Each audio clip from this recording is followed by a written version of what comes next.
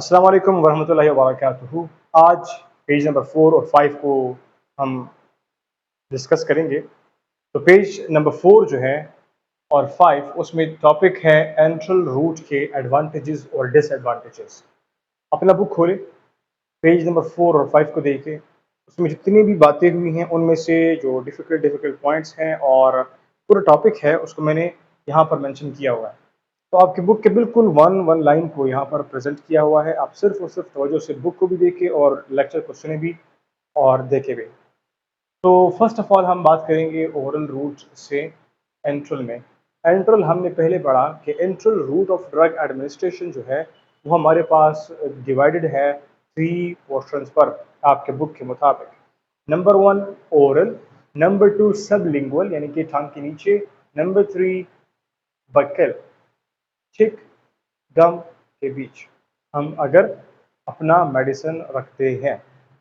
ये 3 थे।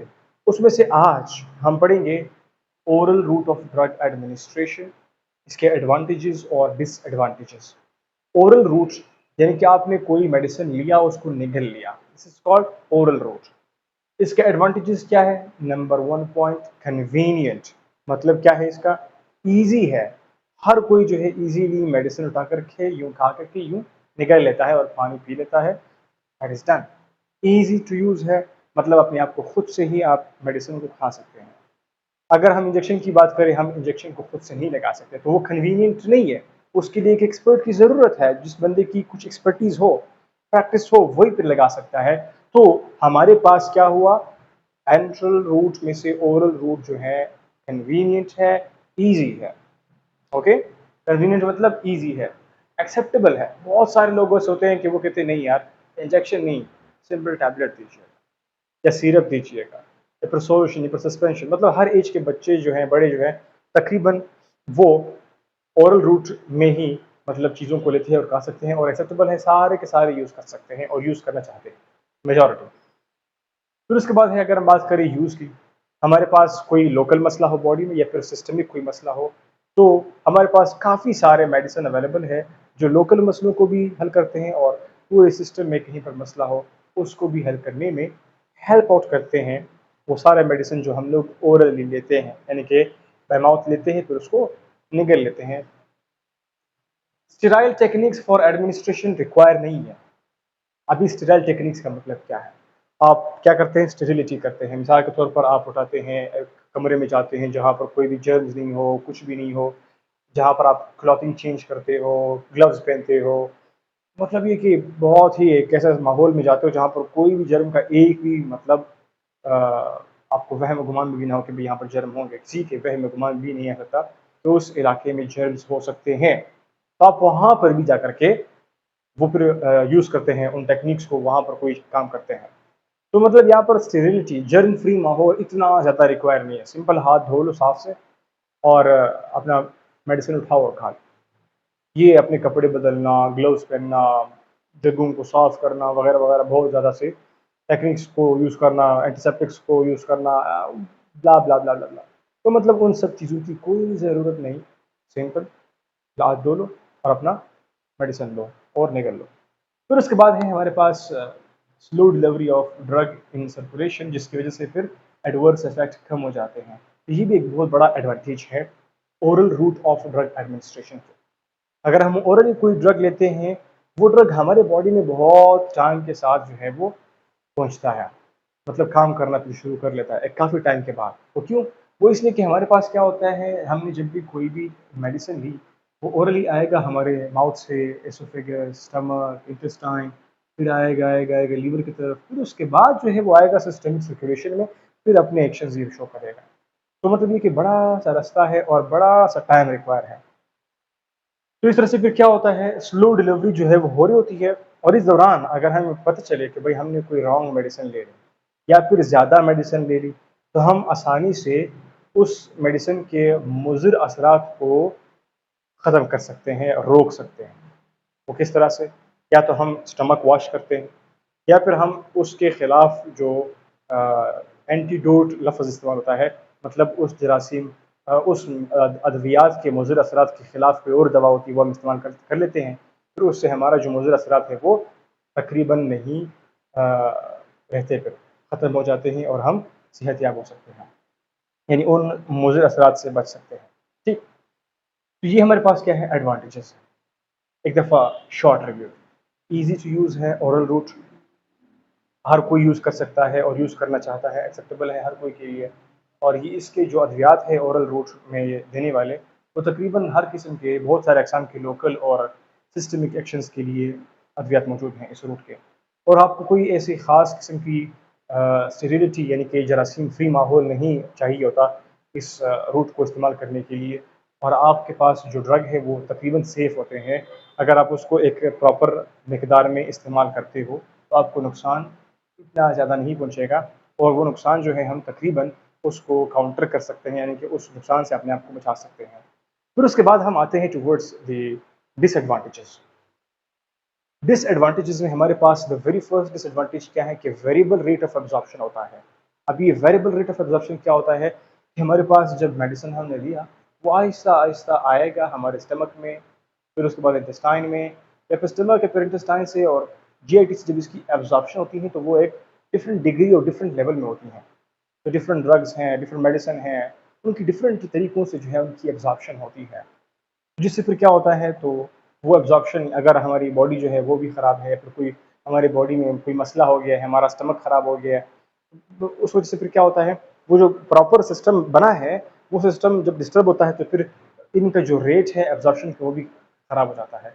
तो इससे क्या होता है कि हमारा जो मेडिसिन है वो प्रॉपर असर नहीं कर पाता। ये वैलिड पॉइंट है और बेस्ट पॉइंट है। म्यूकोजल सरफेस इरिटेशन भी होती हैं, जितने भी हम ओरल मेडिसिन लेते हैं उनसे चांसेस ज़्यादा है कि वो हमारे म्यूकोजल सरफेस जो है, यानी कि प्रोटेक्टिव कवर जो है हमारे जीआईटी के अंदर का, जीआईटी के अंदर का जो एक लेयर होता है जो हमारे जीआईटी को प्रोटेक्ट कर रहा होता है, वो लेयर जो है वो क्या हो जाता है, वो इरिटेट होता है टाइम के साथ साथ। और साथ में एक्सटेंसिव हेपेटिक मेटाबॉलिज्म या फर्स्ट पास इफेक्ट्स भी होता है। अब इन दोनों का क्या मतलब है, पहले इस लफ्ज़ को समझे। एक्सटेंसिव का मतलब है बहुत ज़्यादा, हेपेटिक का मतलब है लीवर, मेटाबॉलिज्म का मतलब है तोड़ फोड़ होना, या फिर तोड़ फोड़ जोड़ आप लोग कह सकते हैं।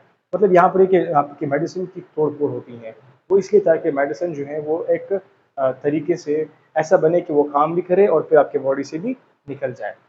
तो ये हेपेटिक एक्सटेंसिव हेपेटिक मेटाबॉलिज्म क्या हुआ कि भाई आपका लीवर जो है वो एक एक्सटेंसिव तरीके से, एक स्ट्रेंज वे में और एक शिद्दत वाली वे में, मतलब स्ट्रॉन्ग तरीके से वो आपके मेडिसिन को जो है मेटाबोलाइज करता है, तोड़ता है, और फिर उसके बाद उसको मॉडिफाई करता है।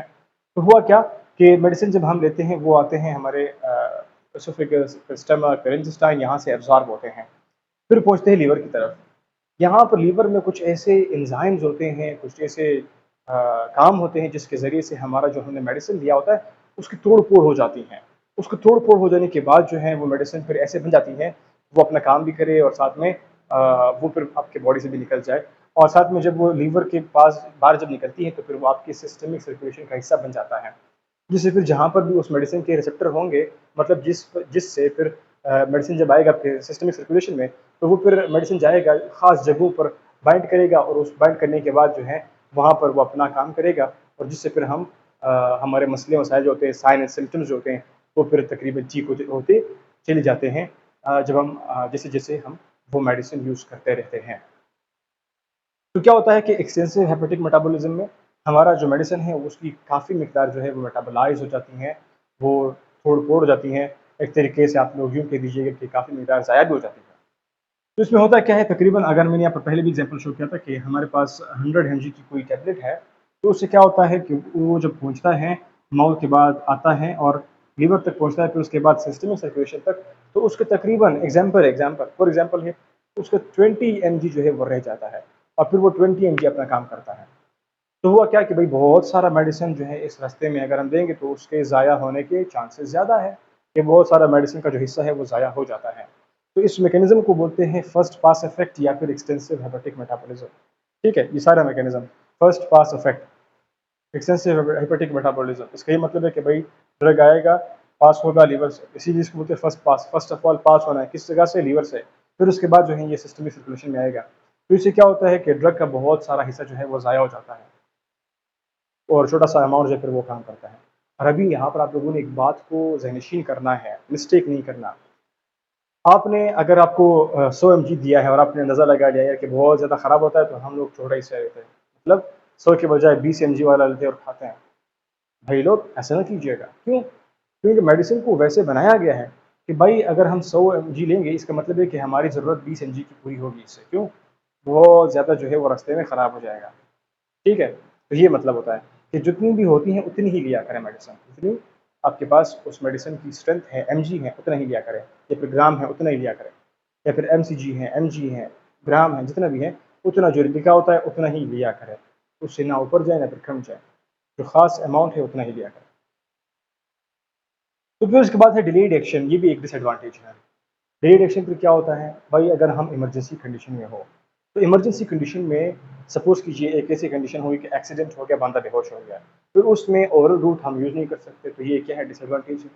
या फिर क्या होता है कि भाई कुछ ऐसे मेडिसिन होते हैं जो अगर हम ओरली देंगे वो हमारा फिर जो डाइजेस्टिव एंजाइम है वो उनको डिस्ट्रॉय करते हैं, तो उससे फिर क्या होगा, अगेन ये डिसएडवांटेज है कि हमारे पास वो मेडिसिन अवेलेबल है लेकिन ओरली हम दे नहीं सकते, क्यों? ओरली अगर हम देंगे तो हमारे जीआईटी में मौजूद जो एंजाइम्स हैं वो एंजाइम्स उन मेडिसिन को तोड़ लेते, ख़राब कर देते हैं, तो जिससे फिर क्या हुआ, हमारा मेडिसिन भी ख़राब हो गया और हमें हमें हमारा जो मसला है वो हल नहीं हो रहा है, हम सेहतियाब नहीं हो रहे हैं, हमारा इलाज नहीं हो रहा, ये जो हमारी कंडीशन है वो सही नहीं हो रही बॉडी की। तो ये क्या है, ये सारे डिसएडवांटेजेस हैं। अभी एक short review of disadvantages. Variable rate of absorption होती हैं, डिपेंडिंग मतलब ये कि हमारा बॉडी अगर सही है या फिर हम ना बीमार है या फिर कोई और मसला हो गया तो इससे भी हमारे जो जीआईटी है उसमें जो एब्जॉर्प्शन है वो चेंज होती है, उसका जो रेट है वो चेंज होता है। म्यूकोजल सिस्टम इरिटेशन, जितनी भी हम मेडिसिन लेते हैं उनकी एबिलिटी है और हो सकती है कि वो आपके म्यूकोजा को, जो कि एक प्रोटेक्टिव लेयर है आपके जीआईटी को, उसको वो इरिटेट करता है, करता रहता है।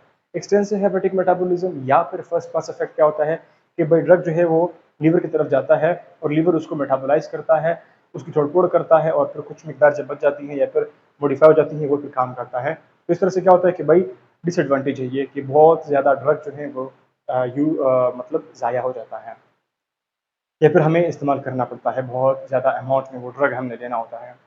नेक्स्ट हमारे पास क्या है कि इसका एक्शन जो है वो बहुत डिले होता है, क्योंकि हमने यहाँ से लिया और बहुत टाइम बाद इसे फिर काम करना होता है। क्यों? पहले माउथ से लोगे, वो जीआईटी में स्लो स्लो जाएगा, फिर वो आएगा लीवर में मेटाबोलाइज होगा, फिर जाएगा सिस्टमिक सर्कुलेशन में, फिर जा करके अपना काम करेगा। तो इस तरह से क्या होता है, बहुत टाइम लगता है, तो ये एक डिसएडवांटेज भी है। और दूसरी बात ये कि अगर हमारे पास, अब बात करें कि एक ऐसा कंडीशन है इमरजेंसी का कि पेशेंट अनकॉन्शियस है, उसमें अगर हम देंगे पेशेंट को तो पेशेंट क्या है, तो उसका माउथ खुल नहीं सकता या फिर वो खोल नहीं सकता, अगर हम देंगे भी तो वो फिर निगल नहीं सकता, इससे फिर क्या हुआ, आगे डिसएडवांटेज है। मतलब ये कि इमरजेंसी कंडीशन में ये हमारा साथ नहीं देता ओरल रोट। फिर उसके बाद डाइजेस्टिव एंजाइम्स, मतलब ये कि बहुत सारे ऐसे ड्रग्स हैं जो हमारे डाइजेस्टिव एंजाइम्स की वजह से, वो ड्रग जब हम लेते हैं तो उससे हमारे जो मेडिसिन है वो ख़राब हो जाते हैं, उन मेडिसिन की जो एबिलिटी है वो ख़राब हो जाती है, वो हमारे जो डाइजेस्टिव एंजाइम्स होते हैं वो उन मेडिसिन को ख़राब कर देते हैं। तो ये सारा क्या हुआ, डिसएडवांटेज का पोर्शन। Advantages, disadvantage. अभी अपने करना क्या है, कमेंट बॉक्स में लिखना है oral root done. Thank you for